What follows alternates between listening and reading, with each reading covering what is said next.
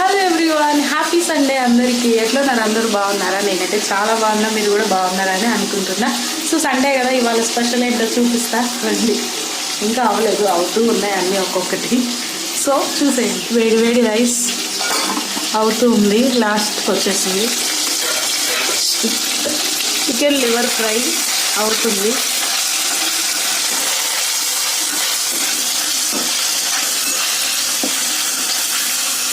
నాకు లివర్ అంటే చాలా ఇష్టం అందుకని మా వారు కేవలం నా కోసం తీసుకొచ్చారు